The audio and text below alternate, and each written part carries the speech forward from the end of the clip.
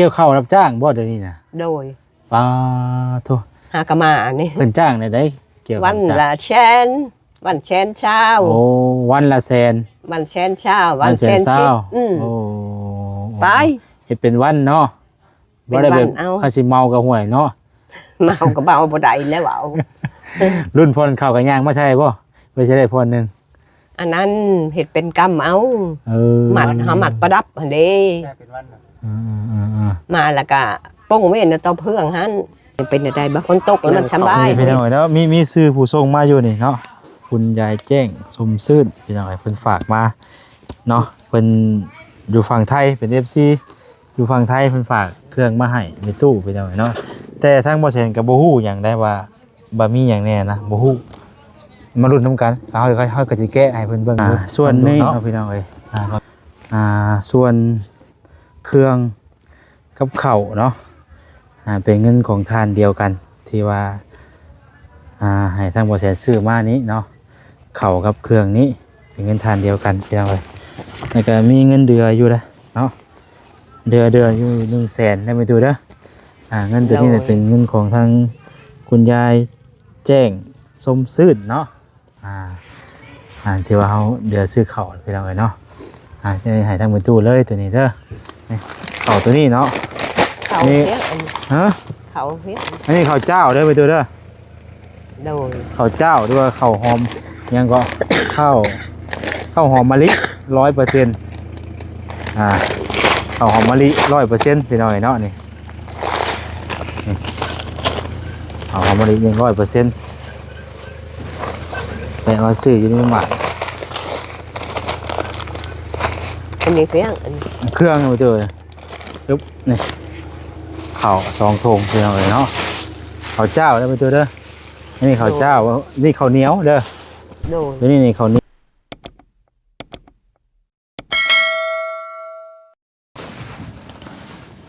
พี่น้องเอ้ยพบพ่อกันตอน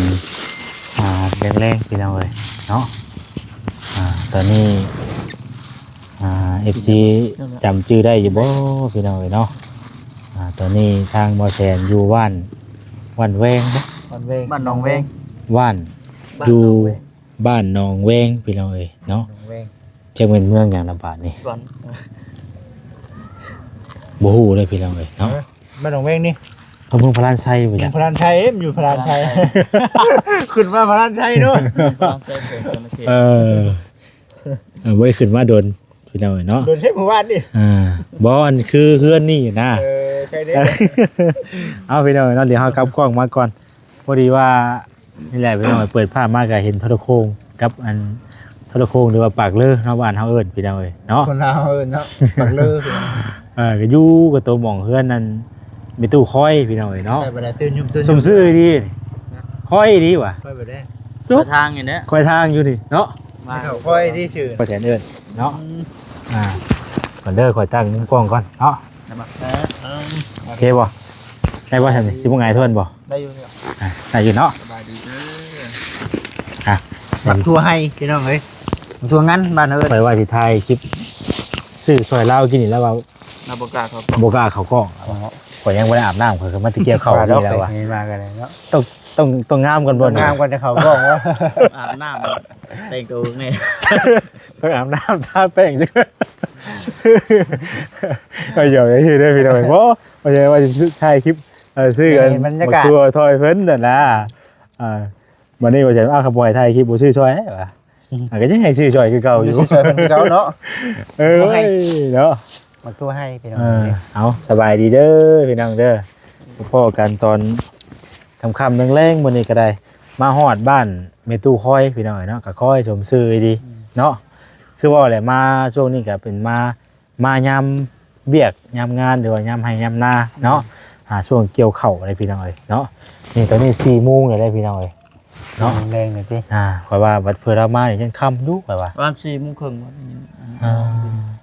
4:30 นบ่มาเลยก็ใช่เพิ่นแม่นเนาะนี่ทยอยมาแม่นจ้ะเพราะว่า 4:00 นเลยเจ้าแม่นบ่แม่นบ่ยังบ่แม่นเพิ่นได้ทันทารามาเพิ่นแหละพี่น้องเอ้ยไปเกี่ยวข้าวรับจ้างเนาะเราก็อยู่ตัวคนเดียวคือเคสนี้ก็ บ่จิตบ่คำบ่ได้เคยเข้ามาเลยเนาะ ยังบ่ เป็นทางแรกบ่ เลย ครั้งแรกคือแรกเนาะวันนี้เดินทางมานํกันพี่น้องเนาะทางบ่จิตกะเพิ่นก็มานํเดียวกันเพราะว่าเวียกงานช่วงนี้ก็แม่นเป็นจังได๋ทางเจ้า ทางบ่จิตทางเขาเจ้าเกี่ยวข้าวเกี่ยวน้ำนี่พี่น้องเอ้ยเนาะยังคันสิสั่งเวียกเข้าไปก็เขาเจ้ายังบ่ทันเฮ็ดเนาะในเรื่องการงานก็ได้พี่น้องเอ้ยแต่ก็ยังสิ อยู่ทางใดก็จะสร้างหยังเข้าไปก็ คือปัจจุบันนี่ทางบ่จิตเองมันรับงานอยู่กับในการรับเฮ็ดเฮือนเนาะกับทางน้องเสยหลาเพิ่นนั่นแหละ อ๋อคือตอนนี้น่ะเฮือนน้องไสลา น้องสีทองแม่ น้องไสลาน้องสีทอง แม่ บ่ชองเลย บ่ชองเนาะ ยังบ่ทันได้แล้วบ่ ยังใกล้ได้ละพี่น้องเอ้ย เพราะฉะนั้นก็บ่ได้เข้าไปแต่โดนพี่น้องเนาะเรื่องอันเข้าไปทางบ้านน้องดาวน้องไสลาสินะ แม่ เนาะคือทางเฮาก็คือว่าแหละเนาะก่อนสิเข้าไปก็ตะกี้เฮาเข้าไปก็ทางผู้ใหญ่เพิ่นมอบหมายงานให้เนาะเฮาก็เฮ็ดเข้าไปตามที่ประสงค์ผู้ใหญ่เพิ่นเนาะ แม่ คือน้องดาวอหยังก็เรียกบ่แล้วเนาะ ได้บ่แล้วแล้ว สำเร็จไปแล้วน้องหยังก็ น้องจ้อย น้องจ้อยน้องหยังนะเนาะ อันนี้ก็ ก็ดีใจนะเพิ่นนั่นแหละเนาะมันแล้วมันทั่วแล้วก็เพิ่นก็พากันเฮ็ดกันหาไปบัดนี้เนาะ แม่ อันส่วนที่ยังบ่ทันได้แล้วก็เฮาก็ต่อเติมไปเนาะจนเท่าแล้วบ่จิต จนเท่าก็ซ้ำที่เพิ่นช่วยได้เด้อพี่น้องเด้อเนาะก็บ่ได้ถึง ไปเรื่อยๆเนาะ แม่บ่ถึงว่าเบิดทุกสิ่งทุกอย่างหรอกก็เบิดขั้นตอนนี้ก็พอได้ละบัดนี้ก็ได้นะ อ่า ก็จะหาเอาเองบัดนี้ ก็กับบ่ค้ำพี่น้องเนาะบ่ค้ำว่านี่บ่ได้ไปนํกันเนาะได้ว่านี่น่ะเกี่ยวข้าวกินน้ำได้แล้วบ่เจ้า โอ้ยยังอีกดึกอีกบัดนี้ ดึกอีกบัด ดึกอีกวันนี้ดึกนะดึกไปค้อนบ่ บ่เร็วดึกเกี่ยวเข้า นึกว่าลึกไปคอดนะ บุกกว่าเนาะบุก ค่อยลึกดิ ลึกเนาะ เพราะว่าทุกน่ะหากระปั้นแล้วมื้อเช้านี้ ห่วย ทุก อันดึกอีกวันนี้ห่วยเนาะแล้วก็สินั่นอยู่ได้เห็นเนาะอามาในต้นน่ะ อ้าวมาแบบนี้ ตั ตัวเอ้ยมาแบบนี้นี่ เนาะ เสร็จแล้วปรากฏไอ้ดิ เอากะมาเลยก็เอาเลยแหละพี่น้องเนาะบัดนี้ตอนแรกว่าสิมานั่งอารมณ์กันลิ้นนั่นนี่แหละโยนอนละมาแล้วก็เข้าสิเข้าไปหาแล้วแหละบัดนี้เนาะ ยื้อเวลา อ่า ว่าสินั่งโอลมกันก่อนสิถ้าเรามา นั่งลมกับพี่กับน้องท้าว่าซ้ำแบบว่าถ้าละมานะบัดนี้ก็คือสิเข้าไปหาแล้วแหละบัดนี้เนาะทางบ่คำก็เกี่ยวข้าวกินน้ำก็ใกล้แล้วเนาะ แม่นอีกวันนี้ ของงันบ่ ของงัน งั้น ไล่ เดือนละ เรื่องเลยได้ใบไล่เลย ไล่แจ็ค200เลย โอ้โหจังหวะเขา ไล่แจ็ค200 ได้จักร้อยแล้ว สิ ได้จักร้อยจักพันเลยได้จัก200เลยจังว่าได้จัก200เลยเนาะนี่ก็นึกเด้อ เอาคือก็หมายถามขึ้นดิ เอาขึ้น คือแรกวันนี้คือ200วะ 200เท่าไรแล้วเจ้าต้อง200เท่าไรแล้วจัก200แล้ว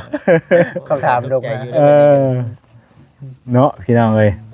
เอาจากพี่น้องเอ้ยเนาะถามหยอกกันยังไปนั่นแหละแต่ไว้จังได้ไปเวียกไปงานสะดวกสบายเนาะ เฮ็ดงานหน้าเดียวก็โอ้ถือว่ามันสบายใจ ไปก็คืออยู่หน้าน่ะก็ยังบ่แล้วแหละยังให้นึงหน้าบ่เฒ่ามันยังหน้าถ้าแม่ก็ถ้าพ่อถ้าแม่ก็ยังหลายอยู่เด้ให้หน้าเราก็ยังเราเต้2เฒ่าบ่ได้มีผู้ใดไปซอยใช่มั้ย รักถ่ายคือปีแต่ก่อนมาจากเนาะ ก็สิประมาณนั้นแหละก็ว่าหมู่แล้วบ่ได้คะแนนบัดนี้เฮาบ่ร่วมบ่ทันก็หาหมู่ครูมาเกาะซอยคันว่าเรื่องจ้างก็เข้าหญ้าเขาก็บ่อยากเคี่ยวอีกบัด ก็ชอบบ่อยากมาก คันว่าเรื่องหาได้มา มา คันว่าจ้างก็บ่มา บ่มา อ่า ระวัง กับหาแล้วมันกินใจกันบ่ได้พี่น้องเนาะ มันต้องได้มานะ บ้านเฮาก็จะนาวาน ว่านเกินว่านเอาเนาะ นาละวาน อันนี้ก็ลองเบิ่งกันแล้วก็คำบาหัวยังบ่แล้วเทื่อก็ต้อง โยกกันเลยดิ คุยกันใหม่แล้วเนาะหัวละว่านเอาแล้วจะให้แล้วไว้เฮาก็ได้ บ่จ้างก็ยาจ้างเขาบ่มา มาหามา เพิ่นนั่นก็เตะเนี่ยเด้ ไปจ้ะพี่น้องเนาะมีแต่ว่าเฮาสิเข้าไปหาทางมีตู้ค่อยซะก่อนเนาะเพราะว่าเรามาแล้วเนาะเฮาก็มีเครื่องก็มาวันนี้ก็มีเครื่องมีของมาให้เพิ่นนั่นแหละพี่น้องทาง FC อยู่ฝั่งไทยเพิ่นฝากเครื่องมาให้แน่แล้วก็ทางแม่เพชรจูลี่เนาะเพิ่นให้ซื้อข้าวซื้อน้ำอย่างมานะสมทบกันนั่นแหละพี่น้องผู้เล็กผู้น้อยไปเนาะก็มีหลายอย่างอยู่มาให้เพิ่นมื้อนี้ก็ได้ เราอยู่คนเดียวเนาะ ล้นบ่ได้เข้ามาแต่ล้นแล้วเนาะป้าเฮาสิเข้าไปหาเพิ่นป่ะ ได้ จังหวะมันจะค่ำเนาะ ตามเฮาดิบ้านนี้กันบ่ พักก่อนก็ได้ ทำไปเนาะ พาไปก่อนตอนแรกพี่ก็ว่าสินั่งล้มกันท้าว่ะนะไปเดี๋ยวเราเข้าไปหาทางมีตู้เพิ่นก่อนพี่น้องเอ้ย ตัวโอ้เสานี่เพิ่นเอามาเฮ็ดหยังแม่เหย้าแท้นี่บ่จิตป้อมแต่แก่ยังโดยเฉพาะเด้นี่ มายางบ่ เจ้าก้าวไง จิกบ่ ว่าประมาณจักเม็ดเจ้าอะเพิ่นเอามาเฮ็ดโทรโคงเลย เม็ดไป เพิ่นเอามาเฮ็ดลักโทรโคงเลยเนาะ อืม จะว่าบ่จริงแม่นเนาะ แม่นแท้แม่นอยู่6เม็ดพุ่นแหละ เฮ้ยบ่6เม็ดบ่ บ่ฮอดบ่ 8เม็ดเลยนี่ 8บ่ ประมาณ8เม็ด ประมาณนั้นจักเนาะ อ่ะ แม่นอยู่ยาวเนาะ 8เม็ดสบายดีไหมตู้สบายดีเด้อตัวมาแต่ทางใดเด้อันนั่น มาแต่หารับจ้างเกี่ยวข้าวเขาย้ายขึ้นในเด้อ โอ้ยว่าได้พ่อกันแต่ลนเนี่ยเนาะกำลังมาพี่น้องเอ้ยเนาะสิเฮ็ดหยังล่ะบาดนี้ อยู่ชื่อๆนี่ อยู่ซื่อๆนี่ อาตมาจะเกี่ยว สินึงข้าวบ่นี่ มาเข้าบ่ น้ำบ่มาหาทางแม่ตู้ค่อยพี่น้องเอ้ยเนาะFC เพิ่นจำชื่อได้อยู่บ่พี่น้องเอ้ยเบิ่งขออนุญาตนะ ได้ แม่ตู้ อยู่ ใช้เบิ่งก่อนดูอีกไม้ก่อนเด้อ แต่ว่าเอ้ารถไฟอีกมานี่วะ บ่ชื่อบ่แม่ตู้ เขาหน่อยบ่ตื่น บ่ชื่อรถเนาะบ่รุ่นเด้เนาะบ่ได้มาเนาะ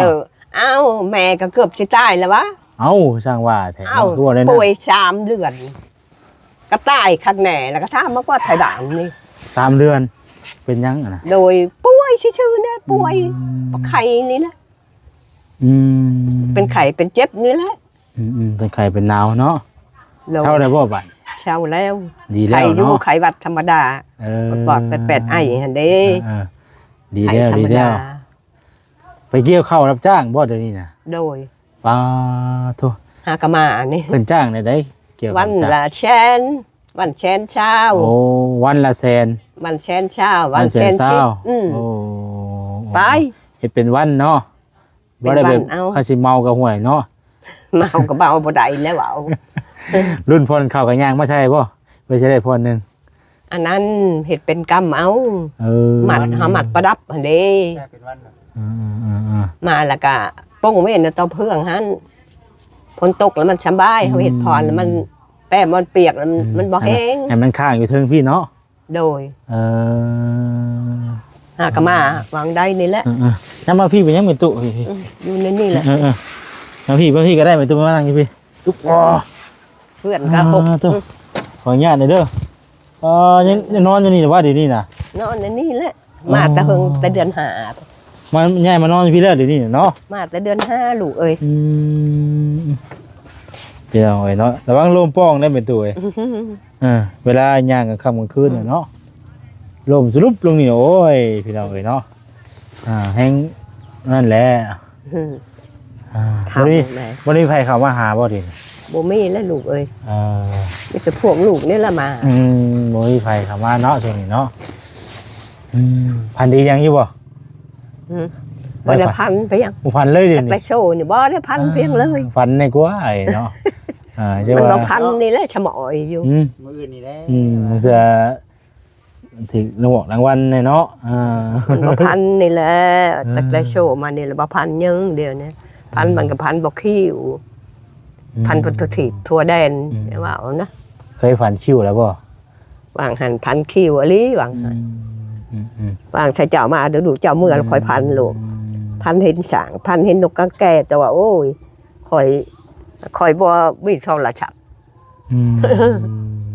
โทรศัพท์ก็โทรบ่เป็นดอกเนาะพี่น้องเอ้ยป้ามีแต่นั่นได้มื้อนี้ทางลูกซื้อเครื่องมาให้มื้อนี้พี่น้องเอ้ยเนาะทางผู้ใหญ่เพิ่นฝากมาแต่ฝั่งไทย จ้า ซื้อเครื่องซื้อของมาให้พี่น้องเอ้ยเนาะแต่ว่าโอ้ยลูกนี่บ่มาจากเทือเนาะบ่เห็นมายำแม่ โดนเลยเนาะ โดนเลยเด้ โดนเต็ แม่ มเลย ป่วยคือจะแม่นแม่ตายปะให้บ่แล้วบ่เห็นกันยัง โอ้ยเนาะ บ่เห็นอะไรแหละ โอ้ยเนาะ จนได้3 เดือนโอ้ย จะได้3 เดือนเลยเนาะ ดีแล้วก็มาเฮือนเอง มาเดินหานี่แหละ ปูนปีใหม่ ม อันนี้อันเช้าเขาจะเฮ็ดหลักปักเลอ อ๋อนี่เพิ่นเฮ็ดปากเลอบ่ โดย เพิ่นสิเฮ็ดปากเลออันนี้เนาะ เช้าปักเลอ เพิ่นยังบ่ได้ยุกเนาะ ยังพุ่นแรกแล้วเขาแลน้ำพุ่นแรก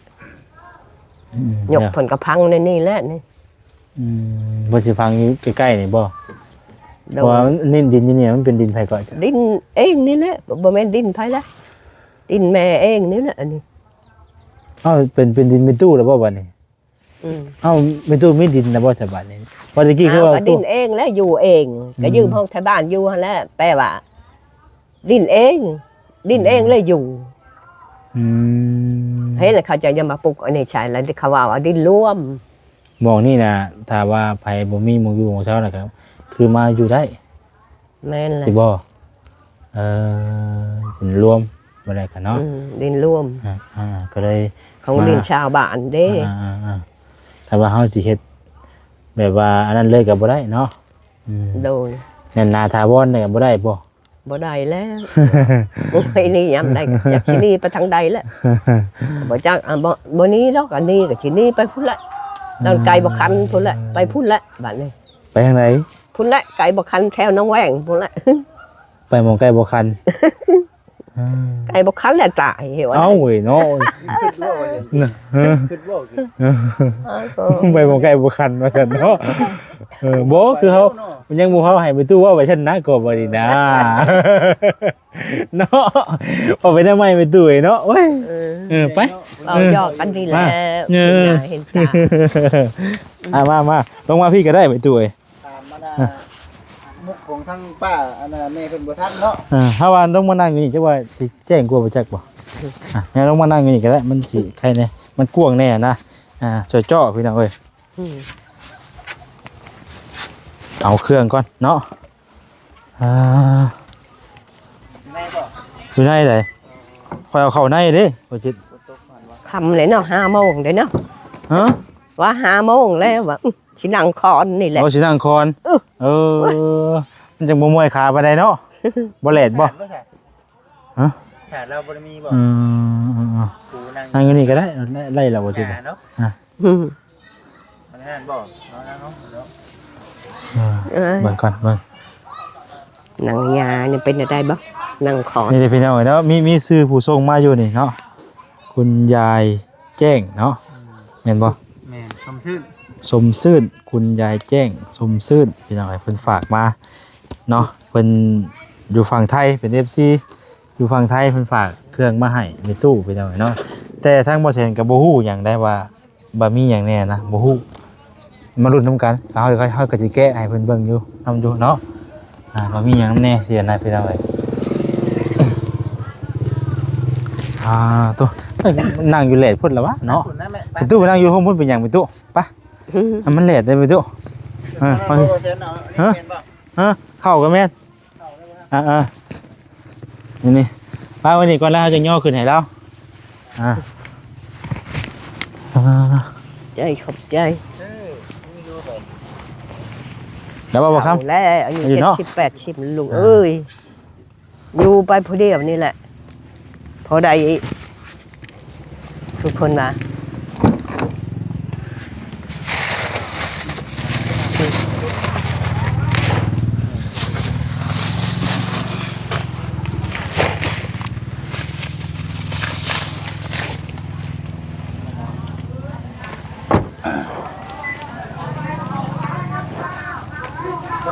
บ่แล้ว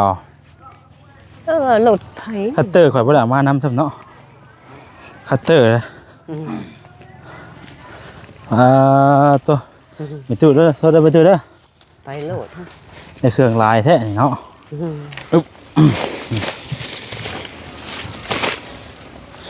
เบิ่งเด้อว่าแซนสิแยกส่วนก่อนได้พี่น้องไอ้บาดนี่เนาะตั้งไว้เนาะว่าจิตเนาะเข้านี่25โลพี่น้องเนาะ25โลแล้วก็มีเครื่องน้ำเนาะส่วนนี้เนาะพี่น้องเอ้ยส่วนเครื่องกับเข่าวเนาะเป็นเงินของทานเดียวกันที่ว่า ให้ทางบ่แสนซื้อมานี้เนาะเข้ากับเครื่องนี้เป็นเงินทานเดียวกันพี่น้องเอ้ยแล้วก็มีเงินเดือนอยู่เนาะเดือนอยู่100,000ได้ไปดูเด้อเงินตัวนี้เนี่ยเป็นเงินของทางคุณยายแจ้งสมซื่นเนาะที่ว่าเขาเดือซื้อข้าวพี่น้องเอ้ยเนาะจะให้ทางประตูเลยตัวนี้เด้อเก็บไว้ซื้อในอยู่ในกินเนาะโดยพอไปหาจ้างเกี่ยวข้าวมื้อนึงบ่ได้เนาะบ่ได้อยู่เฮือนจังมื้อมาก็ไปก็ไปมีแต่ไปก็ไปเนาะอันนี้อีกส่วนนี้พี่น้องเอ้ยเนาะวันนี้ส่วนข้าวกับไข่นี่ข้าวตัวนี้เนาะข้าวเฮ็ดฮะข้าวเฮ็ดอันนี้ข้าวเจ้าเด้อไปดูเด้อโดยข้าวเจ้าหรือว่าข้าวหอมยังก็ข้าว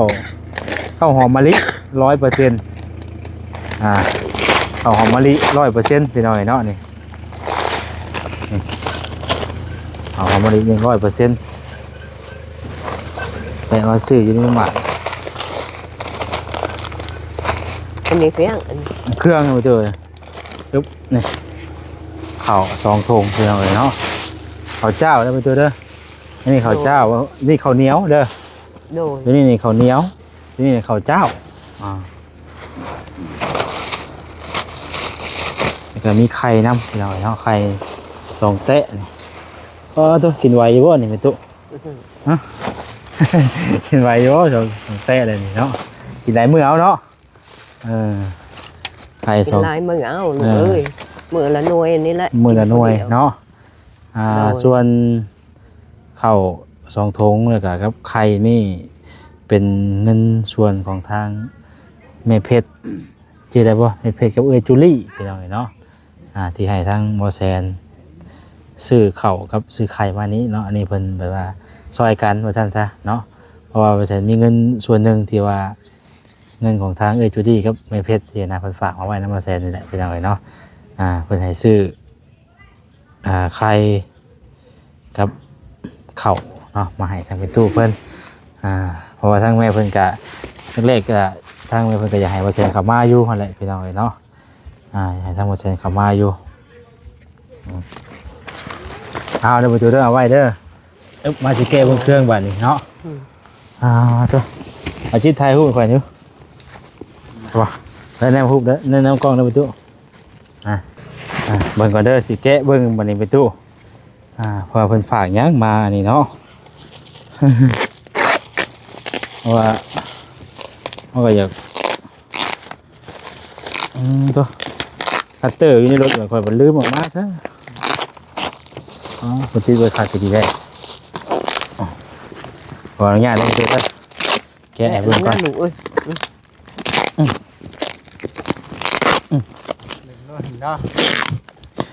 ไปเคยซื้อว่าอยู่คัตเตอร์ตอนแรกป้าไปรถตะกี้นะมันได้บัดเมื่อเฮือนไปเอาออกมาแล้วก็ใส่แล้วก็ไปเลยไปเฮือนเลยเป็นคือไอได้ไหมดูเป็นบัดเป็นไอนี่แหละไอ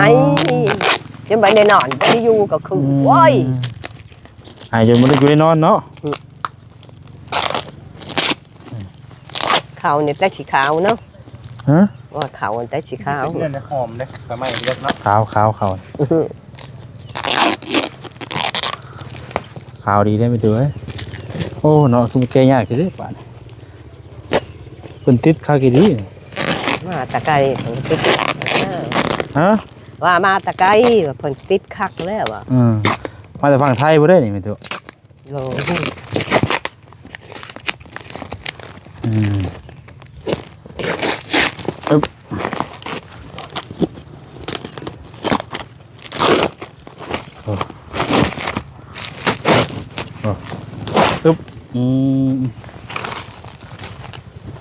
มาบาดนี่มีอย่างเด้พี่น้องเลยโทษปวดขาได้บาดนี่เฉพาะไปตู้แล้วจะเก็บไปดังอยู่ใช่ไหมพูดแล้วในตู้ในผ้าห่มได้นี่มีแต่ผ้าห่มเนาะนี่พี่น้องเลยผ้าห่มนี่มุ้งได้นี่เนาะโอ้เสือกับเพิ่นชัดเจนมาคากะลีอันนี้สมมาฝากมาให้ไปตู้ดีดอนี่นะแน่เด้อพอดีเลยเนาะงามเลยนี่ พอดีเปียเลย มึงอยู่นี่เอาลองใช้มึงอยู่ฮะ พอดีเปียเลย เอ เนาะ อลองมึงลองให้เพิ่นเบิ่งอยู่ฮะเจ้า ชมมาพางมาตะไกอีหลีเนาะ โอ้ว่าจิตบางที่เพิ่นฝากมานะชมว่าอันเพิ่นเนี่ยเสื้อนะป้าได้เสื้องามไปดีนี่นะ มีธงอีกเนาะ เออใส่เบิ่งหนึ่งก็ไม่ดูจากตัวนี่ เบิ่งสิ ใส่ให้เบิ่งอยู่ใส่เพิ่นเบิ่งอยู่ฮะ สิใส่เบิ่งก่อนเด้อ เพิ่นสิเพิ่นอยากเบิ่งเด้เนาะเพราะเพิ่นดีใจแน่พี่น้องเอ้ยเพิ่นฝากมาบ่ไกลว่า พางมาตะไกให้ในตู้เบิ่งเนาะโอ้ไม่ตู้หนุ่มงามมาลีนะ เดี๋ยวว้ายหูใส่ตัวนี้เข้าไปแห้งงามได้นี่ ก็นี่แห้งงามอีกเด้ เอ้าแน่ว่าสมเพิ่นว่าให้บ่แซนฝากมาสมว่าเพิ่นว่าให้บ่แซนเพิ่นอยากฝากเครื่องมาให้อันแม่ตู้ที่ว่าอยู่คนเดียวอ่ะนะพี่น้องเอ้ยเนาะมีภูมิมีเฟอีกเด้นี่เพิ่นก็จีบมาคักอีดีได้บ่จิตเครื่องนี่เพิ่นจีบมาคักอีดีนี่ไปเฮาสิเอาไว้คือเก่าบ่ได้คือได้นี่ เอาเป็นในกัดหั่นน่ะลูกเอ้ย เบิ่งสิเบิ่งก่อนเด้อว่ามีหยังนี่เพิ่นฝากมาให้นี่ งามมาลี ป้า งามมาลี งามบ่ดีเนาะไม่ถูกเนาะ ป้า ได้ธงอย่างดี ได้ธงอย่างดีเลย โอ้ยอยาก ใส่เงินพอกหมานเงินอีหลีอันนี้ หารเงินอีหลีเนาะ ได้เงินอีก คักแล้วว่านี่ถือว่าลายชุดเลยพี่น้อยนี่มีทั้งนี่ผ้าถุงก็มีเนาะนี่ลายนี่อันนี้แพร่ได้นี่ค่ะถือว่ายังครบไปเลยพี่น้องเนาะนี่ใหม่ๆเลยก็มีนี่จินแต้มถุงก็มีนี่เป็นตู้พอดีเลย พอดีเลยได้คนบ่เคยไปเมืองเนาะ โอ้เนาะ คนบ่เคยไปเมือง บ่เคยไปบ่ไปดูนี่ถุงนี่ บ่ได้เคยไปเมืองจักเถื่อ ถุงนี่ก็แห้งงามนี่เห็นบ่นี่ว้า เคยไปนั้นมีแต่ชื่ออัน เป็นจ้อง ครบชุด ครบเนาะ จ้องก็มีกระพุ้งกาแฟเกลือเป้งนัวอันนี้ข้าวคั่วนี่มันนี่เป็นตู้คนฝากข้าวคั่วมาให้นี่ข้าวคั่ว โอ้ยแม่ก็เห็นหุงไส้เลย ว่าใช้ลาบซีด เอาใช้แก๊สนี่น่ะลูก เบิ่งลูกสิออกไว้ โอ้ยังหลาย ลูกสิออกไว้เพิ่นเบิ่งก่อนนะว่ายังเครื่องที่เพิ่นฝากไว้ครบตามจำนวนบ่เนาะนี่มีทั้งสบู่เช็ดชู่นี่เนาะบางพี่เกาขัวกันเป็นไรเป็นรัว อย่าไปเฮ็ดเพียงนอกเขาขัวเนาะ เอาไว้ก็ดีแหละชมเชย ชมเชย เขาขัวมาให้อีแม่ชมเชย เพิ่นใส่ใจดีได้นี่ไม่ดูเอ้ยเพิ่นยังจัดแจงมาให้ขนาดนี้นี่ตัวไม่ตู้ก็เคยเล่นอยู่บ่จ้ะเคยได้ขวดได้หยังใช้อยู่บ่อยู่เฮือนอีสานจ้ะ บ่เคยแลลูกเอ้ยบ่ได้ไปเมืองไปหน้า เอ้ยเนาะเฮ็ดอยู่ให้กินได้ซั่น บ่เคยเฮ็ดกินก็คือเพิ่นว่าหั่นแหละ กินอยู่ได้ซะมีเอาไปโคมได้มึงเนี่ยน่ะบ่จิตให้โคมไตอีก ไปโคมใต้อีกแน่ตู้พุ่งเขาช่ำน่ะ ให้แม่ตู่ไปเยืองเขียดแล้วอันนี้ ตู้จะไปยื้อเขียนแล้วบัดนี้ ให้แม่ตู่ไปเยืองเขียด มึงเนี่ยผักดีลายดีเนาะบ่จิตเตรียมตาวะ โอ้มันก็บ่ถนัด เพราะคนสิไก่เราอันนี้ขึ้นมันบ่ได้ว่าธรรมดาเลยเนาะตัวคักนี่สายมันก็เฮาจำกรอบใส่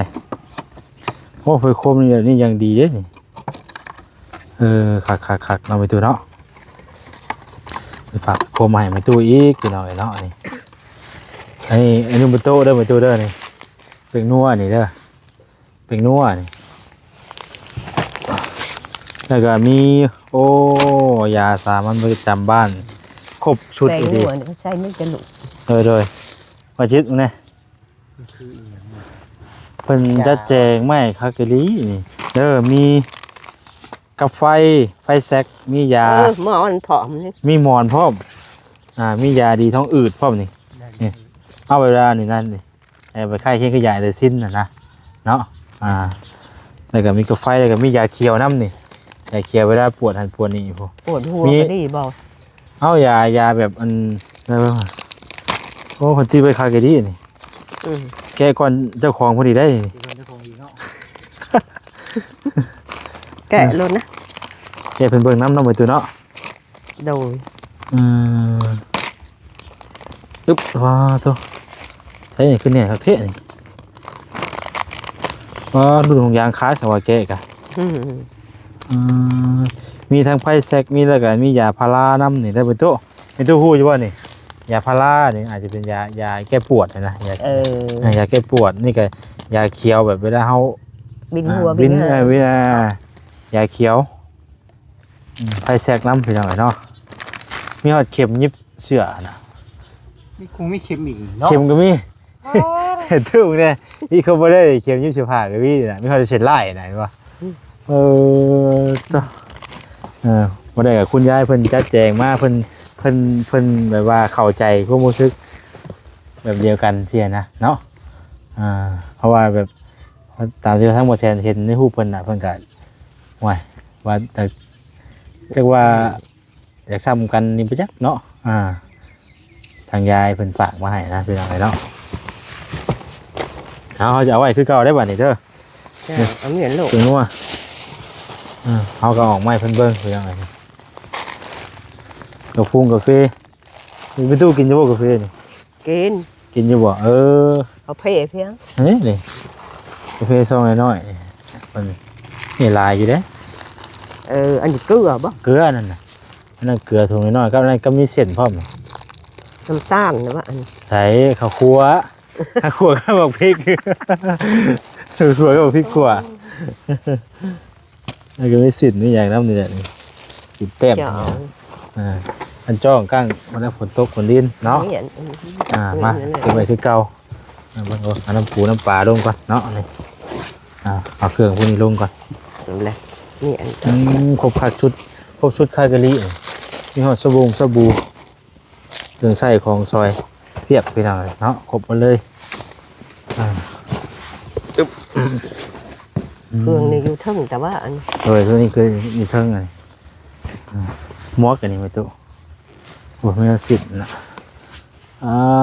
ตัวขักแรบอ่ะนี่อันนี้แพ้อันนี้เนาะแพ้ผู้เฒ่าเพิ่นจะขักมาขักกะดีเสื้อผ้ามีแต่ตัวงามนิ่มข้างนอกไม่ตัวเสื้อผ้าใหม่ๆเลยพี่น้องนี่ไว้ใช้ย้ำหนาวนี่เธอใกล้จะหอดย้ำหนาวได้ไปตัวเว้ยเบิ่งบ่าวใส่บ่ได้คือเพิ่นได้บัดนี้เรือบัดนี้เรือบ่เขาจะกองใส่บ่เรือ เพื่อนชายบ่เรือเนาะอึบโอ้ยปวดแข้งปวดขาตัวอึบมีแต่สิให้ทั้งเบาแสนสิให้ทั้งไปตู้เพิ่นขอบคุณผู้ใหญ่ก่อนเนาะบัดนี้พี่น้องเอ้ยเอาไปตู้เครื่องที่ว่าทางบ่แซนนำมาให้กับเครื่องมาแต่ฝั่งไทยเด้อเครื่องมาแต่ฝั่งไทยพี่น้องเนาะทางผู้รักผู้ใหญ่เพิ่นฝากมาให้แล้วก็เครื่องตัวนี้ก็คือบ่แซนบอกแจ้งไปหั่นแหละพี่น้องเนาะก็ไปทางจุลี่กับแม่เพชรเนาะให้ไปตู้ขอบคุณผู้ใหญ่เพิ่นแน่เนาะอวยพรให้เพิ่นได้ไปตู้เด้อ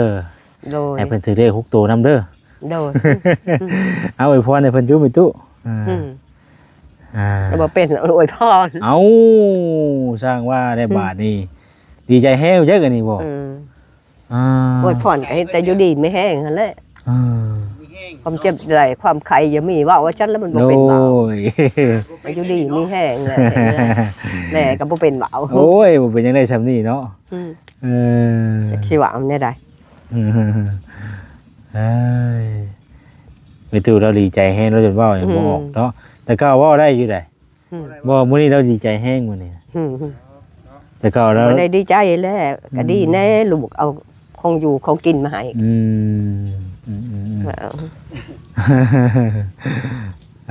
ถือว่า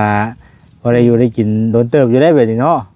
โดยผ้าห่มผ้าแพรก็มีครบหมดแหละพี่น้องเอ้ยเรื่องใช้ของซอยทั่วไปครบหมดแล้วบาทนี่ เครื่องมาให้ไปตู้ได้ไปตู้เด้อ โดย เอาสำนันเด้อมีแต่ว่าทางลูกสิกลับก่อนเด้อบัดนี้เด้อ โดย กลับปลาก่อนบัดหน้าบัดไหนก็ ให้ลูกเอ้ยให้ลำให้รวย โดย ให้หังให้มี โดย ไปหอดเหือนหอดชาน โดย